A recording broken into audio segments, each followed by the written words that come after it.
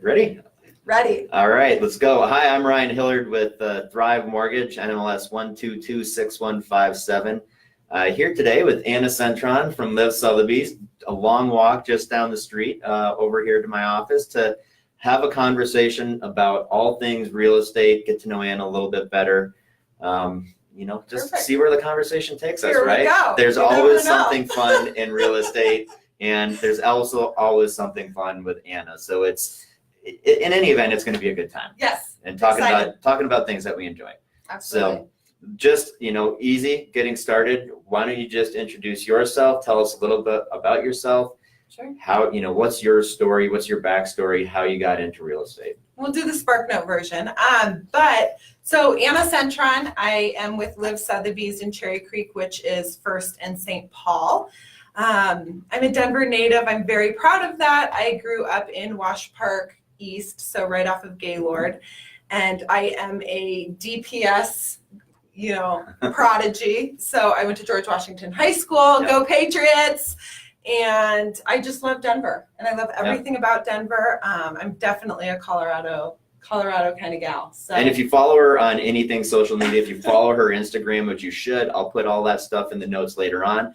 But if you follow it, you'll see how much she loves Denver. She spent yesterday at the Broncos training camp, right? Go Broncos. And Huge then fan of the Broncos. Yoga at something or other. At Carla Madison Rec Center. It's the new rec center right off of Colfax and York Street, right by East High School. And it used to be just kind of a dilapidated, I think it was actually a gas station. And they made it into this beautiful, Denver Parks and Rec are doing a really, really great job with urban expansion. And I'm excited for what Denver's doing for us. Yeah. Awesome. So, growing up in Denver, you've obviously seen it change into this crazy market that we have now.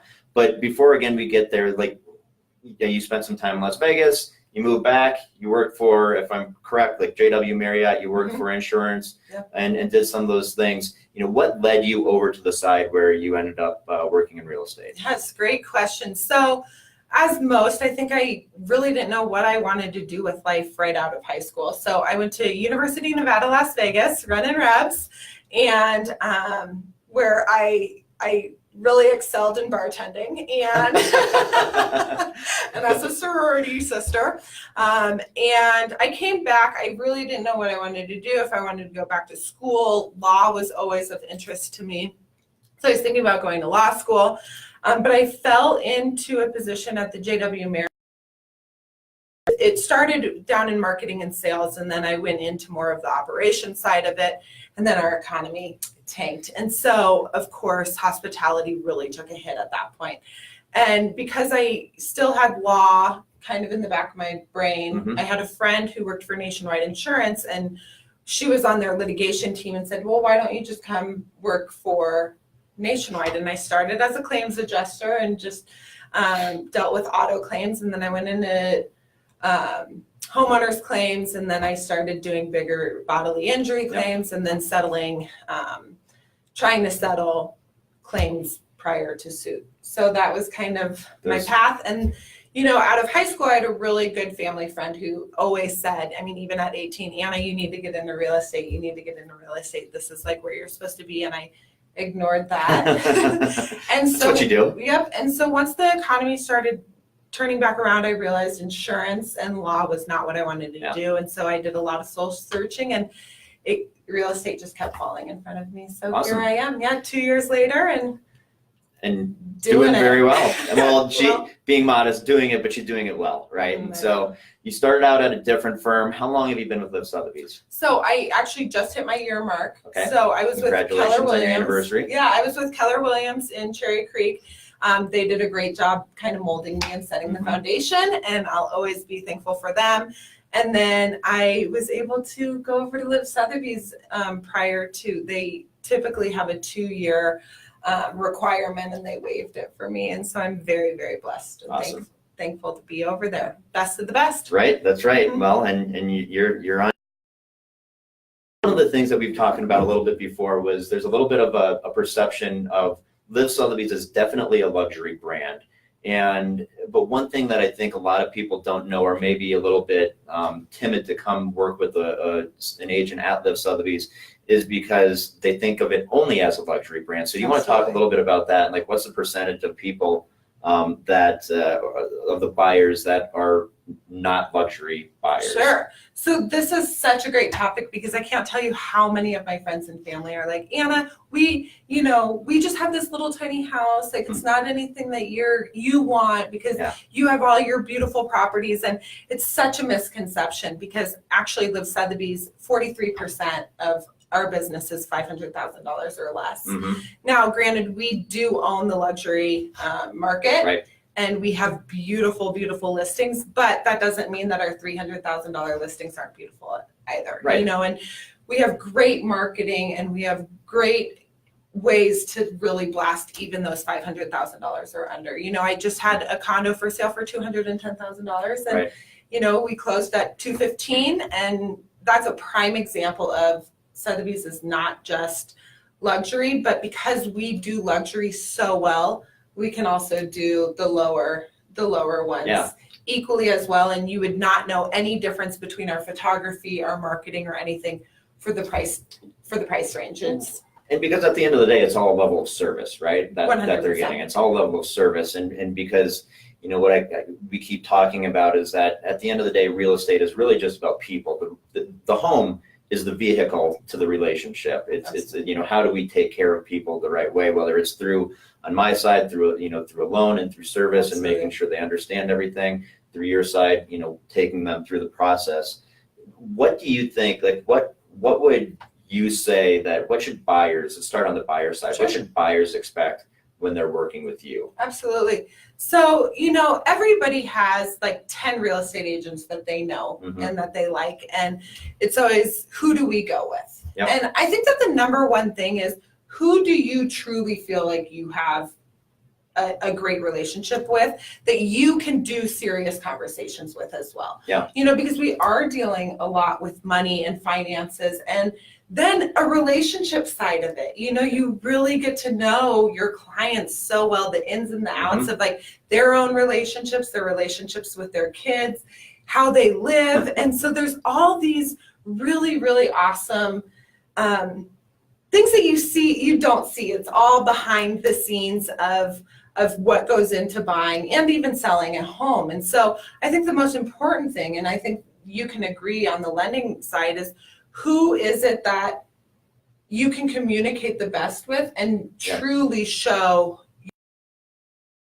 really want. Because at the end of the day, we're trying to find you your dream home that works for you in your budget. And you might have to make a few tweaks. And so, but to bring you back to your question is, the most important thing I think is to first get approved, because everybody in their brain thinks that they might be approved for more or even less. And I think that the most important thing is, let's see what we have to work with, and what we're comfortable with and what those payments look like. And, you can, of course, really kind of narrow it down, even before we get under contract. And so that then allows me to say, what are our must-haves? What are our nice? What are our absolutely nots? And then I set you up for a search, and you get one email every day that meets all that criteria of price range, beds, baths, location, square footage, if you want a garage, if you want a townhome, if you want a condo, so on and so forth. And you get an email every day. And then as soon as you see something you want, we run out and look at it, because this market is still a bit crazy. And so when it's on, you got to go look at it. And so it's kind of nice that I can jump, and that's really the beauty of it. And because you've already been pre-approved, you can go and make a competitive offer. Absolutely. I say this all the time. It's almost just kind of become my default tagline, which is just to be competitive. To be competitive, you need to be prepared. And the preparation is that being pre-approved up front, because it's really easy to go out into the market and say, hey, listen, here's this $500,000 home. Right. In my head, $500,000 seems like no problem, but that's fine. But what does the payment associated with that look like? Because now we're talking about setting those real expectations. How does that feel how does that fit into your budget? Right. What does that, does that mean? So we don't get too far along and have buyer's remorse and feel like we want to back out of the contract for some or other reason. Right. So, starting out with that preparation.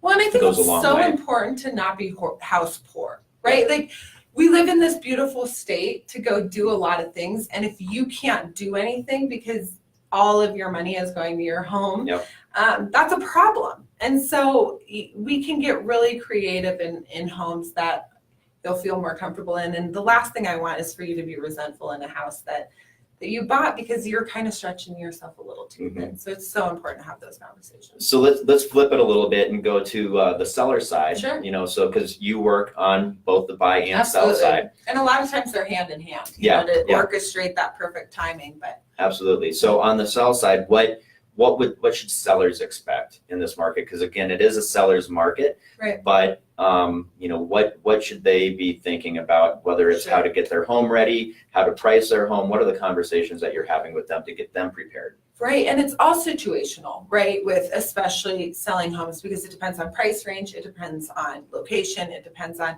what the home looks like, right? Mm-hmm. And so, but across the board, the most important thing is timing. And what people see reports all day, every day that Denver's market is hot. It's hot. 20 offers are on every property. And that's not necessarily true. There are ebb and flows as in any industry. And real estate is definitely one of those industries where we have, certain times that are better to be buyers and certain times better to be sellers. And sellers are really catching in on that. Like right now we're soft, where everybody's going back to school, they're finishing their vacations, buyers are not out there, and there's more sellers right now than buyers, and so we're seeing a lot more price reductions. However, after Labor Day, guess who's going to come back on that market is buyers. So if you're a seller, you need to have an agent that's going to position you pretty well to what your needs are. And if it's maybe to get a better deal on the buy side and you're okay with selling when it's a little bit softer, we can negotiate to make up that kind of difference. But if you're just a seller and not looking to buy, there are definite pockets where it's better to be a seller. And then I'm really big into staging. I do all my own staging. My background, I actually went to UNLV for interior architecture. And so I have this, that wasn't my degree, but that's what I originally went for. And so I have this love for real estate and architecture and design, which is pretty fitting for this career. And I do all the staging. I make sure that, any items need to be removed. I always say, if it's something that you use every day, fine. If not, we probably want to clear it. So get it ready, and then top of the line photography, virtual tours we do. And we just really get it to where it's model ready. And if you don't have the eye, that's okay, because I can pop right in. Just did a class that I sponsored last week on the photography aspect and kind of when to use, photography, when to use Matterport, when to or drone video, even for maybe some of the luxury properties, so that is a really big thing. But let's go back to the staging thing for just a second. Because you walk through, I go to a lot of open houses, and you walk through some of them and you see things that you're like, wow, I'm really surprised that is still up on the wall. What advice do you give to people of just like some of their personal things, like whether it's personal pictures or just maybe some artwork that's a little bit like, I get it that you love it. It's maybe has a sentimental piece in your heart, but doesn't belong. Well, and the whole point in selling your home is to get as many people interested in your home. And if you have a lot of eclectic things, sometimes you're really narrowing, who your market is. And so I always say anything that may or may not work for other people, we probably, when in doubt, let's just take it down. Right. Especially photos. I am adamant about removing photos for security. With everything that we have on the internet now, it's really, really easy. And granted, everybody who's coming in is usually with a licensed agent. Not so much open houses, because the neighbors can come in, and so you don't really know who's coming in, and it could be might not be somebody that you want to see what you look like, when you're selling your home. And so I always say to remove that. And then also, I think it's always a good idea to have that anonymity for the buyers. Yeah. Because, sometimes you do have a different vibe of once you know who lives there, and that might not be you, where it's like, oh, this is a beautiful family home and I'm a single person. Like a family of 5 just lived here. Like maybe I have no business being here, so I think it's always good to remove that aspect of it. So you've really built your business on your sphere, right? If I remember right, you haven't done any online leads. No. Right? No. And so so what, like, talk about that for a little bit of like, you've been in the industry for 2 years, and other people that are out there just like, oh, I need to go to Boomtown, I need to go to Zillow, I need to go to Real, I need to buy leads. That's what I need. I just need to buy leads. But you have created a successful business just on your sphere. So talk about how you've done that. And also, just since we were just talking about the open houses, like, you do open houses all the time. There's almost not a weekend that goes by that I can't just see where Anna's doing an open house on Instagram. And it's not your listing all the time, but so walk us through like some of those things of kind of how you built your business through your spheres and through crushing it at open houses. Sure. So you're right. So every real estate book you read, anybody who really real estate says that you should have 3 legs of what you should do to generate leads. And my 3 legs are my sphere, referral, and open houses. And then of course I do networking events and I do things like that, but those are my 3 main. And it's so important to me to be referral and sphere based. I love working with people that I know and trust, or through, 3 degrees of separation, because then you already feel like you know each other. And I love that. I love that. Now, granted, with Facebook, I have 3,000 great friends, and some of them I haven't even met, and that's fine too, But Facebook is, there's a lot of conversation on this right now of Facebook is your new CRM, right? Oh, absolutely. As long as you know how to optimize Facebook, you're not going to need to go out and figure out how to generate leads, because you can do it through Facebook. Right. Well, and I also think that the people that know me best are the people who are in my sphere. And so they know everything that there is to know if somebody needs to be a good real estate agent and if they think you'd be a good match. And so I can't pay for that type of lead generation. And so I don't know, I really, really am so thankful for everybody in my wheelhouse and the referrals that they've done. But for open houses, I love open houses. Open houses are some of my favorite because it allows me to see houses, so I can constantly have, the finger on the pulse of what's going on in the market. And like you said, sometimes they aren't my listings, they're colleagues' listings who can't do it that weekend, and I fill in for them. But once again, it lets me see the market and really get in front of people. And so I just ensure that I get everybody's name and telephone number. I follow up with them. I do an Anna's What's Hot list every month, and I send that to them. And then I send them some of our extraordinary houses with the Sotheby's, because everybody likes to see multi-million-dollar homes. Yeah. So I just really stay in front of everybody. Well, and a couple of small things too that it's really about giving that extra level of service, right? So if you talk about a 5-star resort, like 4 stars is pretty much, 4 stars is easy to do. How do you get that 5th star? And so some of the things on the 5th star that you've done that are going above and beyond that we were talking about before are like talking to some of the neighbors. So sure. I always talk to the neighbors. Yeah. So when you always have to put your signs on the corners, and I feel bad using other people's property, even though it is kind of the city's property. It's usually on a manhole.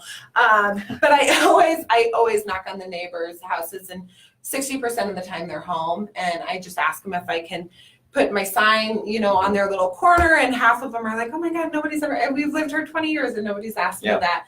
And then afterwards, when I go pick it up, I have already made thank you cards, just saying, thanks for letting me use your corner. If you need anything, give me a call. And I put my card in. And I've had 2 leads out of that, for Crazy. neighbors. And so it's all about interaction. Mm-hmm. And I can talk to a brick wall, and I usually would prefer to talk to somebody else than the brick wall. So I think it's so important to hear other people's stories and talk to them. And that's what open houses allow me to do, is to kind of meet new people and hear their story and what they're doing. And a lot of them are moving here and don't know a whole lot about Denver. And so that's pretty cool too. Well, and the thing, I think maybe one of the key things too that you talked about from open house is the follow-up, right? Mm-hmm. That's where so many people do open houses, but nobody really follows up that well with them. And if you're able to stay with them and stay on them, because there are a lot of lookers that are just coming through, maybe they haven't selected an agent or a lender yet, and they're just getting a feel for the market and just seeing what's out there. But if you're able to stay with them, you're going to be able to get them into your CRM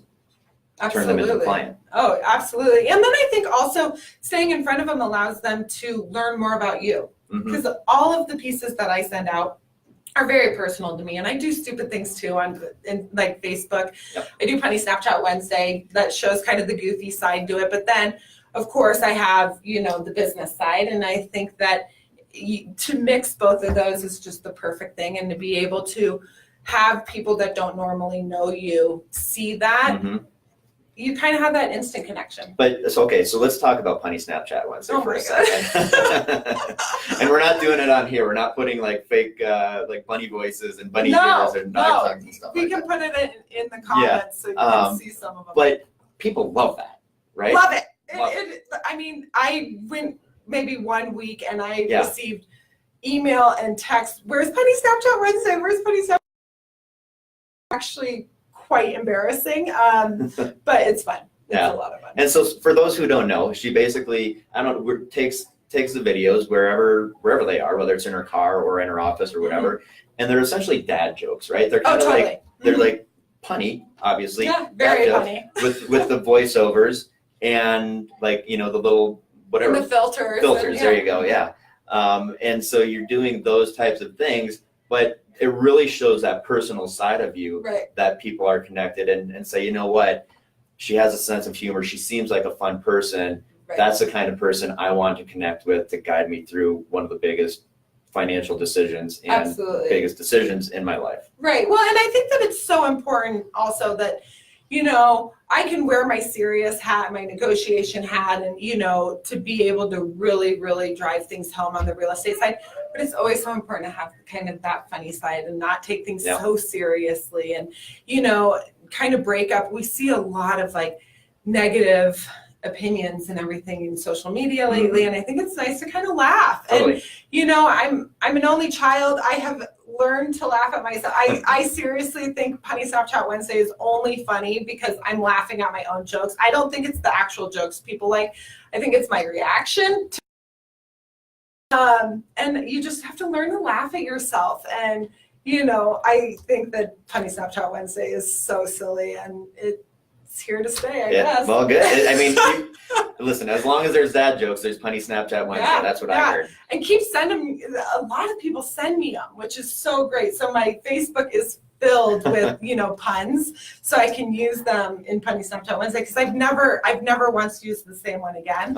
And so, I need as much help as I can. And you're going to be a hit at like kids' birthday parties. Oh God! Hey, if real estate doesn't work out, I guess I could do that. There you go. But you also do other things on social media, like Wednesday Kitchen Crush Wednesday. Yep. So it's Wednesday Kitchen Crush, and so that's on my business page. So Funny Snapchat Wednesday is on my personal page, and Wednesday Kitchen Crush is on my business page. And it's just, I love kitchens.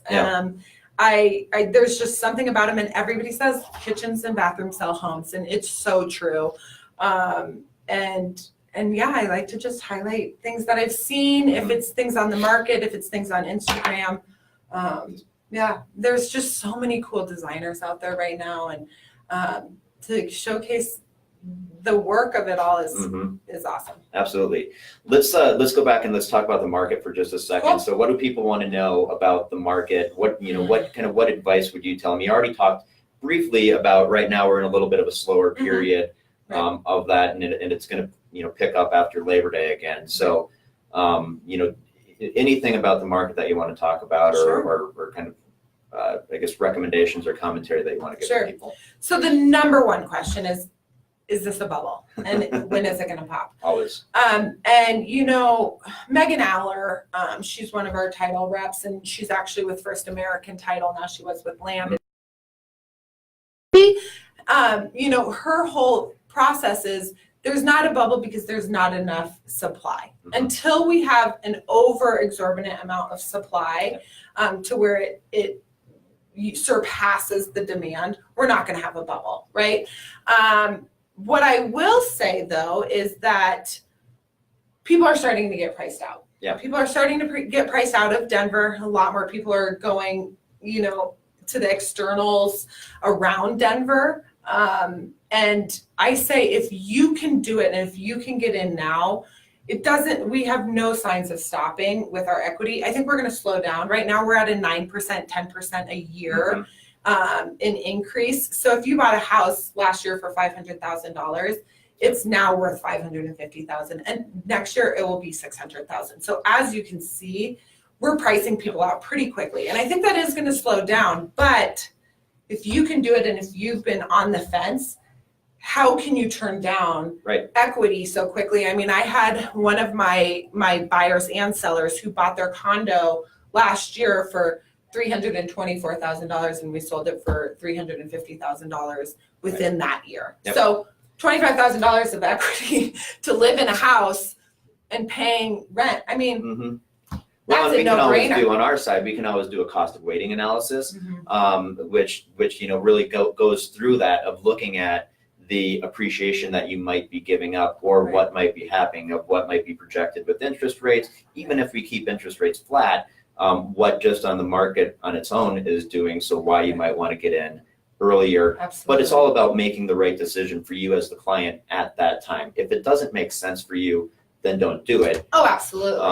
You know, we're not trying to push someone in, but just give them the No. full information to make the best decision for them. And I love that you say that, because I think that a lot of things that we do are all fear-based. I think you and I spoke about this, and in no way are these comments supposed to be like, if you don't do it, you're never going to buy a house. That's not the case. We know that's not the case. But what I will say is, I like money, you like money, the majority of people like money. It's like, if you can do it, why not make money? Totally. You know what I mean? And I am one of those. I don't own at this point. I'm owning next year.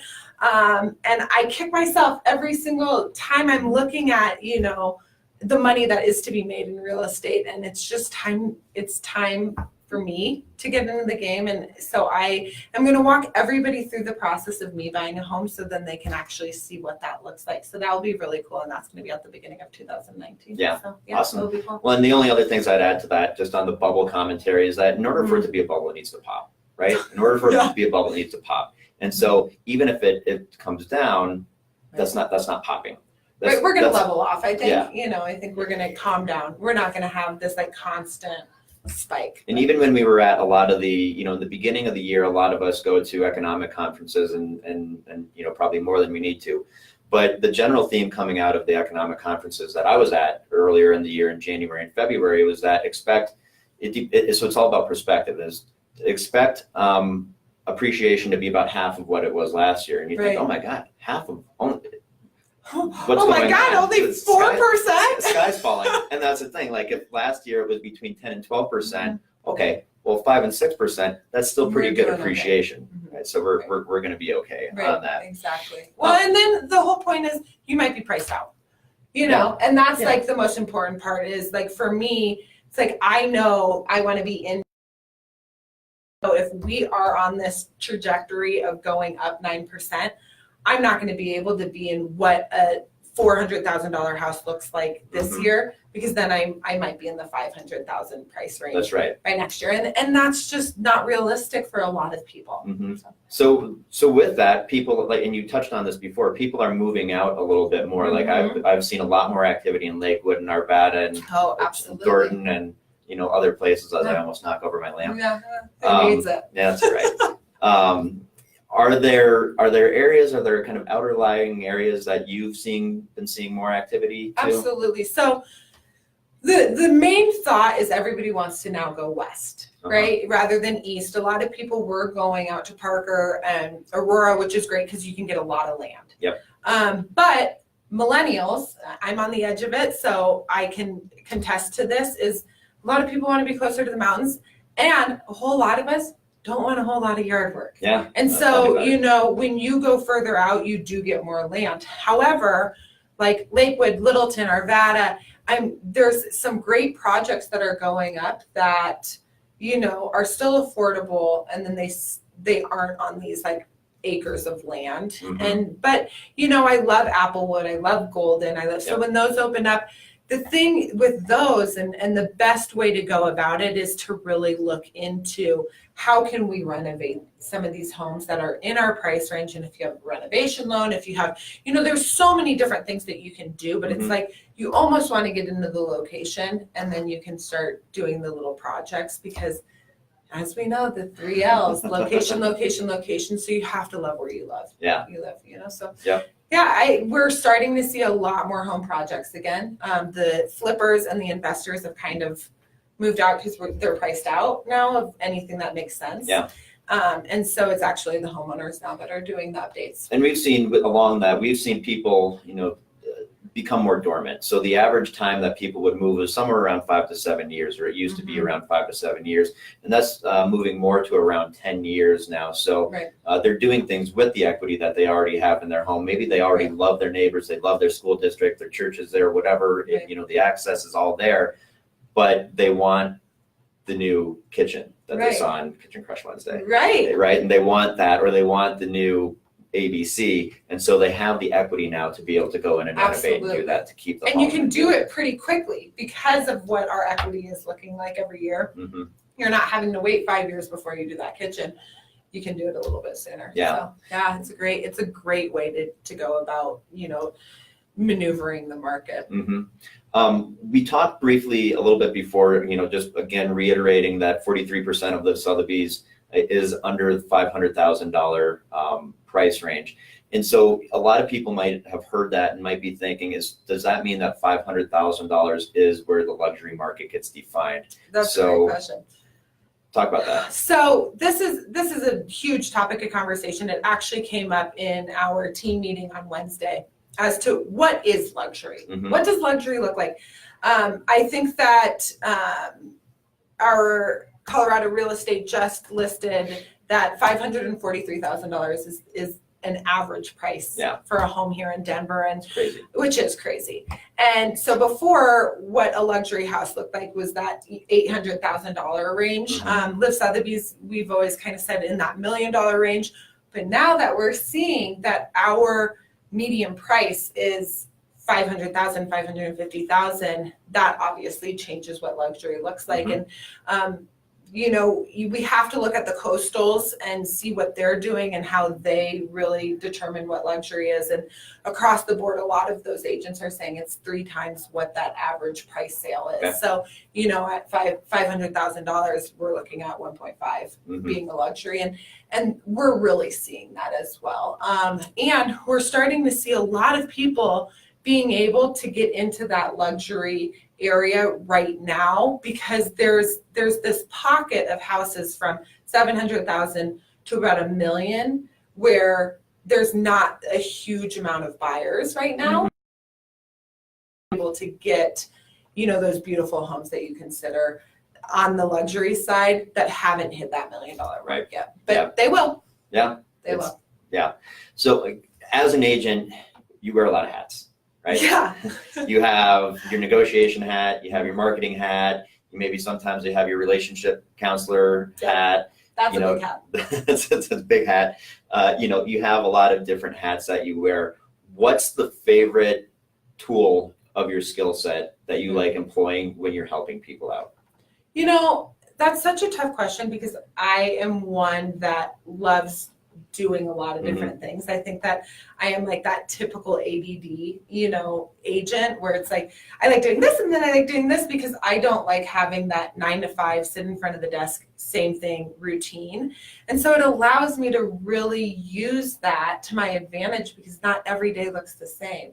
And I'm able to, be fresh Mhm. for every single thing, because I'm not doing it every day. I'm not doing difficult negotiations every day, but when I do, I'm Yeah. on it and I'm fresh and I know my stuff, because I'm looking at stats and I'm, able to have those relationships and Yep. and be the counselor for things. And it changes every single day. And I think that when you don't have that constant routine, to really be fresh with all of it. So I love all of it. I Mhm. think that's why I love real estate, is because there's truly not one aspect that I don't love in this industry. Mhm. So That's fair. I know that that's I'll a let you typical punt. I'm gonna let you punt. agent response, but I think it's tough because it's so true. Yeah. I think the only thing that I would really say that is tough for me in this industry, and I think it's easier to say what we don't like rather than what our favorite is that I am very big in carbon footprint, and I Okay. try and reduce my carbon footprint, and I drive a lot. And I have a very hard time driving and knowing that I'm not doing the best to our environment. But that's across the board. And Yeah. so we'll work on it. We have these kids coming up that will figure it out for us.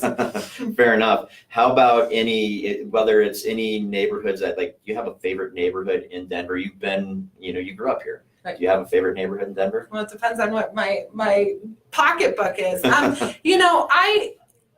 For first-time home buyers who are, not in that luxury market yet, I love Whittier. I love 5 Points. Granted, I am also, I grew up in that area. Yeah. My friends went to East, and I just love the culture of it, and I hope we can keep the culture in 5 Points in Whittier. But those houses are beautiful. They're Victorians, and there's some beautiful duplexes. But I also, Athmer Park, which is right off of like Alameda and a little bit east of Federal, is awesome. And, I just recently found a private lake in Harvey's Park, which is kind of right off of Yale and Sheridan-ish. And it's just, there's so many cool pockets that people haven't explored in this city yet, because of course everybody's favorites are Bonnie Bray and Wash Park and Hilltop. I mean, those are all my favorites. And Park Hill, I've always loved Park Hill. But we're having to get a little bit more creative of what we can afford. And Athmer Park, Barnum, all of the side of Santa Fe are really, really cute. A lot of them are English tutors and bungalows. And they just need a little love, which we can do, Well, and it really goes back to also, like, each neighborhood kind of has its own personality. So understanding what your client is looking for and what neighborhood might fit their personality. Absolutely. Right. Absolutely. How about just, starting to wrap up, any success stories that you've had that you really like, that, like this one really stood out and you want to share it? That's so tough. Because I think every single one is a success story. I think that, our whole goal is to find a house you love or sell your home so you can move on to the next adventure of your life, and whether that's buying a home or traveling or whatever. And because they've all been successful closings, they've all been a success. And, it's amazing seeing families go from their starter home into their next home, or people who are buying their first homes, or, people who are downsizing. Like, I've had a lot of our, like my family's friends who are downsizing that are going from the big homes into like a cute little townhome here in Cherry Creek North. And so I think it's so exciting to see people's new adventures. And I'm always at that like next chapter of people where it's like I'm closing one chapter and starting another chapter. And, I haven't really had any that I would say are better than the other, because everybody's happy in the end and they're in a house they love. Well, hey, then you've done your job. Win, win, win. Yeah. So how can people reach you? Anybody that wants to get in touch with you, how can they reach you? Sure. So we'll probably put it in comments below. So you can always look there, but it's Anna Centron with a C, Centron, and my telephone number is 303-906-5793, and they can always reach out to you. Yeah. And look for Penny Snapchat. Follow her on Instagram, follow her on Facebook. So that's it. That's all we got. Thanks for coming on today. And if you're thinking, he's a good one to walk you through the process of what a mortgage looks like. So I highly, highly recommend. Awesome. Well, I'll put all those comments in, and thanks for being here today. And until next time, I hope everybody has a great weekend and a great week.